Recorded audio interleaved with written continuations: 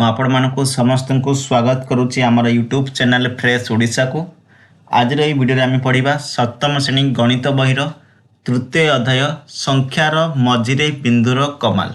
यही पाठटी ए वीडियो रे डिटेल्स रे पढ़ा। एथि सहित जो क्वेश्चन आंसर गुड़िक रही वीडियो पाठरे से गुड़िक डिस्कसन करवा। तो समस्त की रिक्वेस्ट रहा समस्ते वीडियो को शेष पर्यंत देखिए। वीडियोटी को शेष पर्यंत देखले कंप्लीट पाठटी आपने बुझीपारे। एवं कहीदेवा चाहूँगी जो मैंने भी प्रथम अध्याय द्वितीय अध्याय देखा चाहते बुझा चाहते आम चैनल अलरेडी वीडियो आसी सारी प्लेलिस्ट बन सारी क्लास 7 मैथ्र प्लेलिस्ट बन सारी प्लेलिस्ट दुईटा जाक वीडियो मिल जाए आपको सेठार जाई देखिपारे पे। तो चलते वीडियोटी को स्टार्ट करवा एवं तृतीय अध्याय पढ़ा संख्यार मझिरे बिंदुर कमाल। देख कौन कही क्षुद्र एककर आवश्यकता। क्षुद्र एककर आवश्यकता। सोनूर माँ गोटे खेलना सजाड़ुला। सोनूर माँ गोटे खेलना सजाड़ुले से एक स्क्रू साहाय्य दुई खंड को जोड़वा को चेष्टा कले। से कौन करते गोटे खेलना सजाउवा समय गोटे स्क्रू साहाय्य गोटे खेलनार दुई खंड को जोड़वा को चेष्टा कर। सोनू कौतूहल सह तांको माँ को कार्य को देखुला। सोनू कौन कर जो माँ कार्य करते देखुला। तांकर माँ खंड दुईटी को जोड़वा को सक्षम होनुथिले। तांकर माँ कौन से जो खंड दुईटी थिला से खंड दुईटा को जोड़बारे सक्षम होनुथिले। सोनू तांको माँ को जोड़ी न पारिबार कारण पचारे। सोनू कौन कर माँ को पचार कहीं एटा जोड़ी हो पार नहीं। तांको माँ कहले जे स्क्रूटी उपयुक्त आकार नुहे। स्क्रूटी कौन उपयुक्त आकार नुहे बोली सी कहले। से आउ एक स्क्रू बॉक्स को आनिले एवं खेलनाटी को जोड़बार सक्षम हेले। गोटे आउटे स्क्रू बॉक्स आनिले जोटा कि खेलनाटी को जोड़बार सक्षम हेले। सोनू को दुईटी स्क्रू एभली देखा जाए किंतु जेतेबेले दुईटी स्क्रू को पाखर निरीक्षण कला देखिला जे से दुईटीर दैर्घ्य सामान्य फरक अच्छी।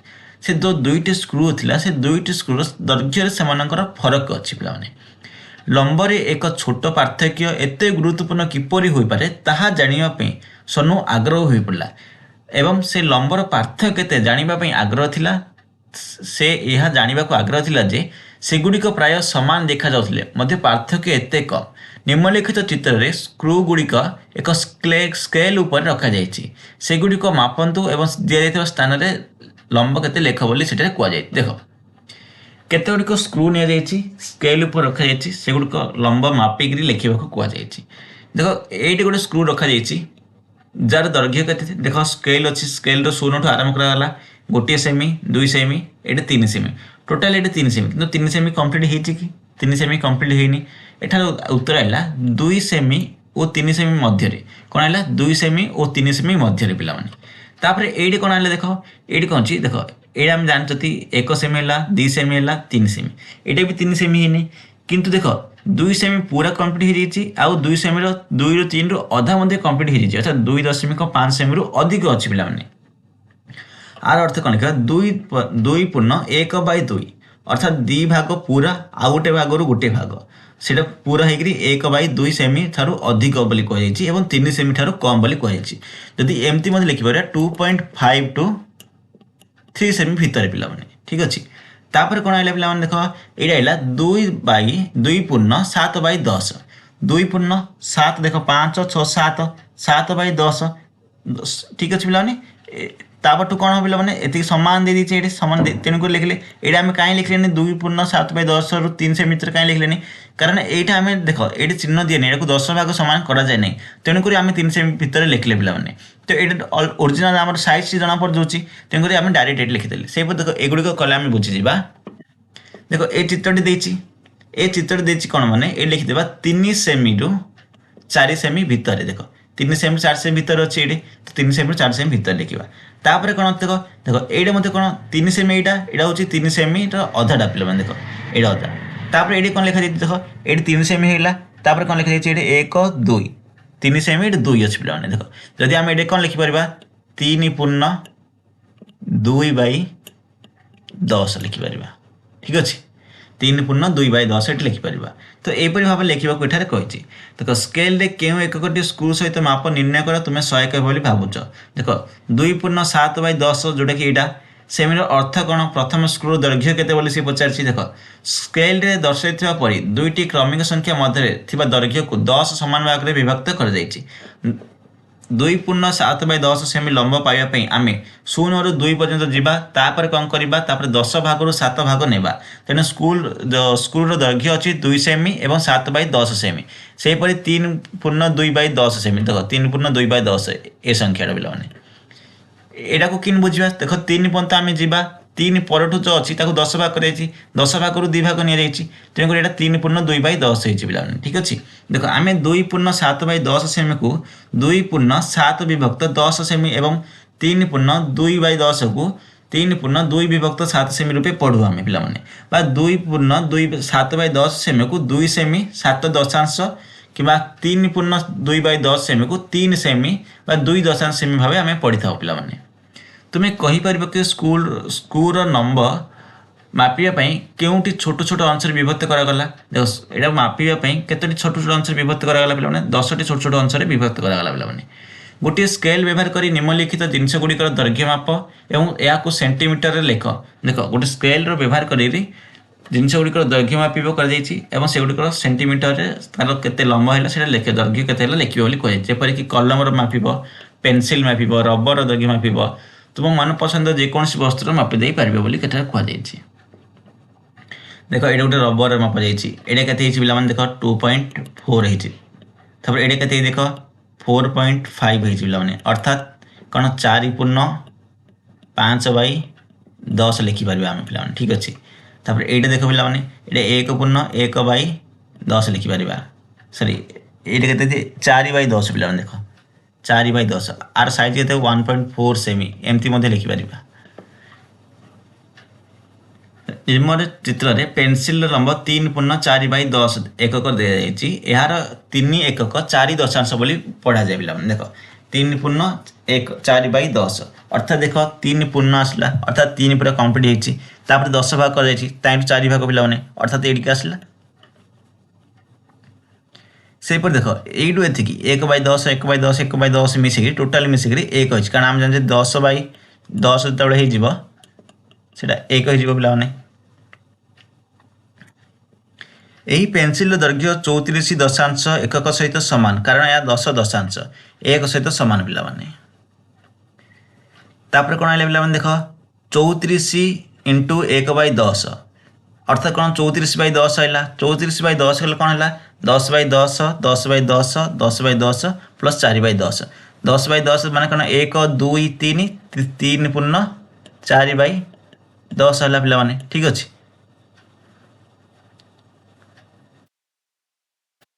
ତାପରେ କ'ଣ ହେଲା, ନିମ୍ନରେ କେତେ ସଂଖ୍ୟା ଦିଆଯାଇଛି, ଏହାକୁ କିପରି ପଢ଼ିବ ଦେଖ ପିଲାମାନେ।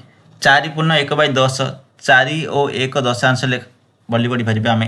ତାପରେ କ'ଣ କହୁଛି 4 1 ଦଶାଂଶ କିମ୍ବା 4 ଦଶାଂଶ ବୋଲି ପଢ଼ିପାରିବା। ତାପରେ 41/10 41 1 ଦଶାଂଶ କିମ୍ବା 41 ଦଶାଂଶ ବୋଲି ପଢ଼ିପାରିବା।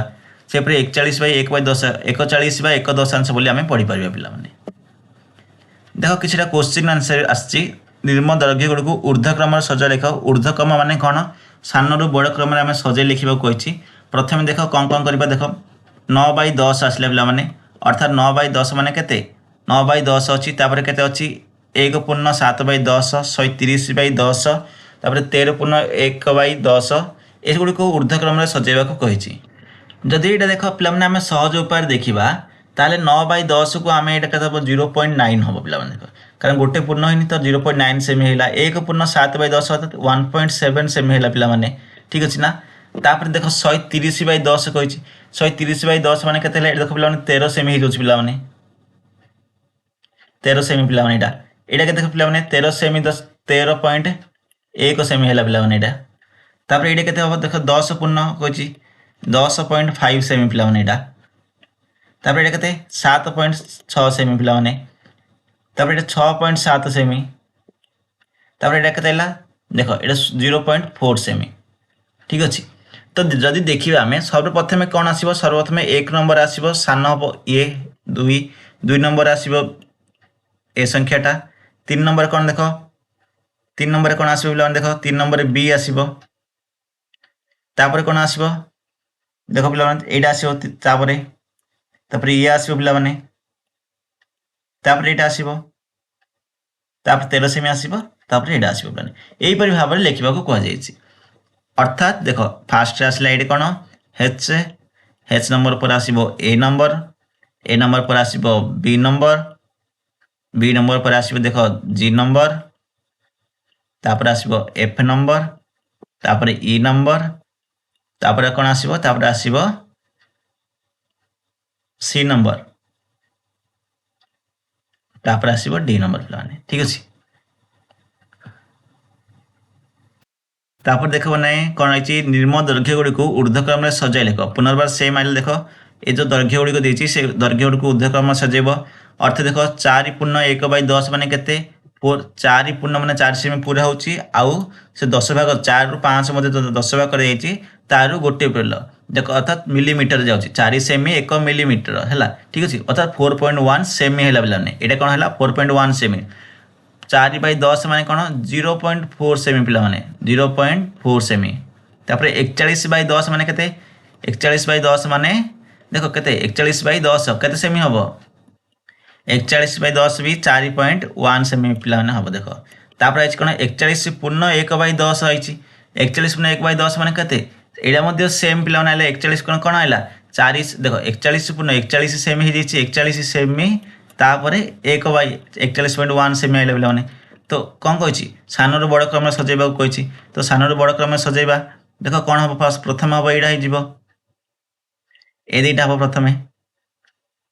प्रथम देख ए नंबर आसो यहाँ यहाँ 2 नंबर आसो यहाँ 3 नंबर आसो पिलाने ठीक अच्छे तापर देख दोकानी सरिता 2.7/10 एकर एक लंबर और ललिता 3.6/10 एक लंबर रिबन किणिले उभय मोट केते दैर्घ्य विशिष्ट रिबन किणिले देख 2.7/10 अर्थात 2.7 सेमी जन किणला आउ गोटे किए गला 3.6 सेमी जन किणला अर्थात ए दुटा भर किए अधिक दैर्घ्य वाला किणला ललिता अधिक दैर्घ्य वाला किणला मोट रिबन दैर्घ्य सरिता रिबन दैर्घ्य 2.7 एवं ललित द्रव्य दैर्घ्य 3.6 समष्टि सहित सामान तेणु 2.7 प्लस 3.6 एकक देखो एपरी भाव दीजिए यहाँ पूरा रीड कर पाने ठीक अच्छे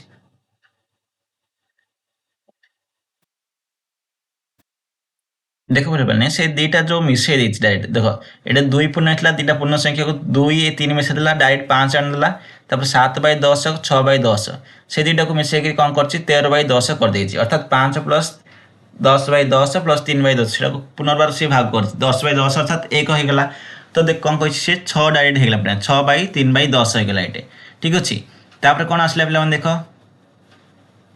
डायरेक्ट आम के आसला 5 आसला 5/13/10 आसला तो 6.3/10 6.3/10 मान के 6.3 सेमी पिला 6.3 सेमी ठीक है तो यहाँ आम के आसला पे देख 2.7 3.6 मान 3 4 5 होगा 5 सेमी होगा आ देख 7 ये 6 मिलीमीटर 7 मिलीमीटर के 11 है पे के 11 ना के पे देख 7 को 6 मिसा हम 7 को 6 मिसले के 13 है पे 13 है कौन हम 13 मिलीमीटर है कौन हम एक एपट पड़े आसला के 6 सेमी है 6 सेमी 3 मिलीमीटर है पे ठीक अच्छे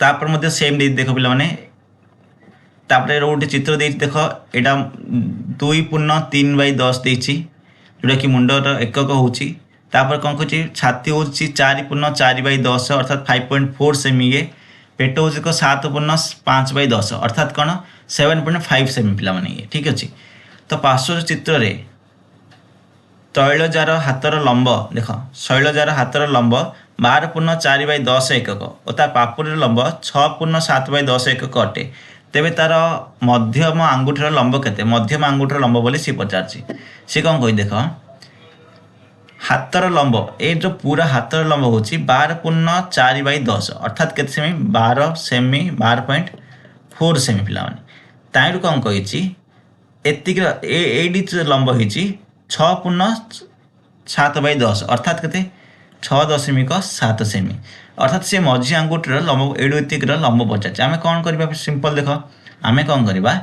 12.4 रु या कौन करवा वियोग करवा पिला माने कौन करवा वियोग करवा देख 12 देख 4 ये 7 जीवनी ये कौन हम 14 हम देख मैंने 14 रु 7 गले के पिला 7 रहा तो ये के अच्छी पिला आउ के अच्छी देख ये अच्छे 11 11 6 गले के 5 रहा पे 11 6 गले के 5 दशमिक पकईदेवा पुणी 5/7 आसला पे देख उत्तर ये अच्छे पे देख 5 पूर्ण 7/10 अर्थात 5.7 सेमी। देख यही प्रकार आम बाहर कर तुमको दशमिक संख्या जन कारण 7th क्लास आसले मैंने तुमको दशमिक भी आसवाक पड़ो जो बही में से प्रकार जो देख देख 12 + 4/10 देती 6 + 7/10 देती 12 कौन 12 सेमी पूरा है तेणुक 12 सेमी देती 4/10 देती माने 10 भाग 4 भाग ताकू वियोग कर कौन सेम जिन 6 + 7/10 देती जो देख तले देखिए देख 12 को 6 से वियोग कर 6 आनी 4/10 को 7/10 वियोग कर अर्थात 3/10 आसला 3/10 आसला ये कौन कर देख 3/10 कले 5 + 1 6 कला सी 1 - 3/10 कला पुनर्बार तथा देख 1 अर्थात कौन 5 + 10/10 - 3/10 अर्थात 5 + 7/10 कला कौन है 5/7/10 है पे ठीक अच्छे ना। देख ये गोटे क्वेश्चन पचार एठारे कौन कर कहीं आलोचना कर देख ये तो 6 था 6टा को पूरा पूर्ण नहीं गोटे सेमी इक्वल टू 10 मिलीमीटर लिखा 10 भाग जब आम करदे 10 हो तो ये कौन कर 5 + 1 करदे तो 5 को 5 रखीदेला 1 को कौन कला 10/10 करदेला 10/10 मैंने आम जानते 1 कहली सिंपल 1 लिखा 10/10 तो तापर कौन कर वियोग कर देख 10 को 10 रखला 10 ରୁ 3 गले 7 देख पे लिखला तो यहीपरि भाव में ये पे डायरेक्ट कले भी चलो एमती कले भी चलो पे ये भी सेम कर देख 12/4/10 कर वियोग कर 6/7/10 वियोग करदेव जेता आइला से नहीं कर ये केमती कर देख सेम नेब ए सिचुएसन कौन कर जो 12 को 6 तुम फेड़देव 12 को 6 फेड़ले के से पढ़ले तुम आपको 6 बड़क 6 बड़कले कौन कर कौन कर 5 + 1 करदेव पे ठीक अच्छे। तो देख बर्तमान पर्यटन तो मुझे कहीदेली एतिक चैप्टर समस्त बुझला जी बर्तमान पढ़ी से बुझला किसी भी डाउट हो कमेंट सेक्शन में कह जो उदाहरण गुड़िक मत देख नेक्स्ट पुणी वीडियो आनी नेक्स्ट पुणी वीडियो बाकी गुड़िक बुझेबी ठीक अच्छे। तो चलते आज वीडियो ये रखा पुणी मिसवा गोटे वीडियो आउ गोटे टॉपिक नहीं।